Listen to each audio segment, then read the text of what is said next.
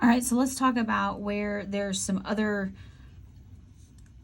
different situations from like a standard capillary bed. You have several regions normally. They're called anastomoses. These are where blood vessels are joined together, and or portal systems.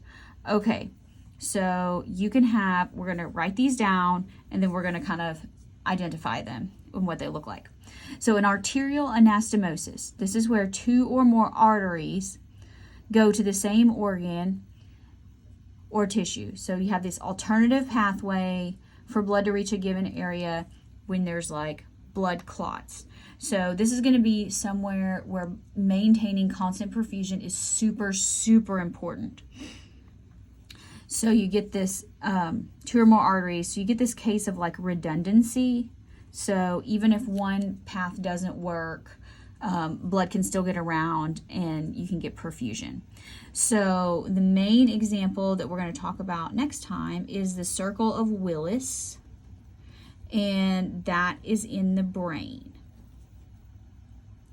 And then you also have in your superior and your inferior epigastric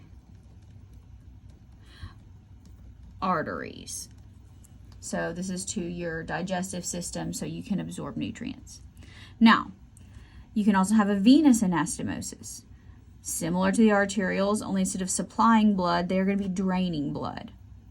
So these are a lot more common, and you can find them in, we're just going to write one example, in the upper limb, so kind of in the arm.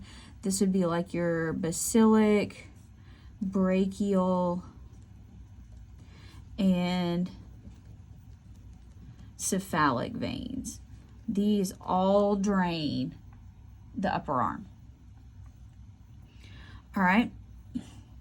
Next, you can also have something that's called an arteriovenous anastomosis. This is also known as a shunt. You may have heard people have artificial shunts put in to reduce intracranial pressure, but this is where blood goes directly from an artery into a vein. It does not go through any capillary beds. Now, these are present in your extremities, like in the fingers, in the toes, in the palms of the feet, palms of the hand, and the soles of the feet. So this is where, for survival, we don't necessarily need blood here when it could be more useful to keep us warm in the torso. So these are kind of areas prone to like frostbite. Now, a portal system. A portal system is going to be fairly important. We don't have a lot of them, but the ones that we do are very important. This is where blood doesn't just go through one capillary bed. It goes through two capillary beds. So it goes through one capillary bed, exits at a venous end, then it goes through another one. And so these two capillary beds are connected by what we call a portal vein. The most common and important one is called the hepatic portal system, and we'll talk about that next week. And then you also have, you'll talk about this in the endocrine chapter, your hypothalamic hypophyseal portal system, and that's up in the brain. So, and there's a reason that blood goes there, or it goes through two capillary beds.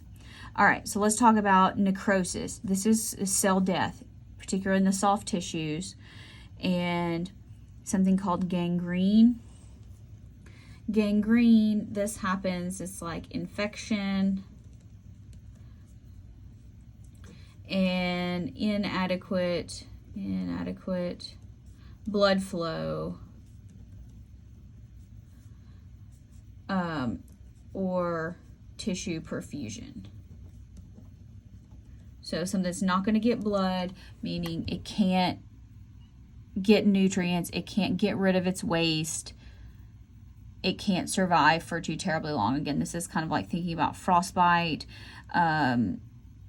you can think about it like diabetic foot ulcers, ways that you might see that.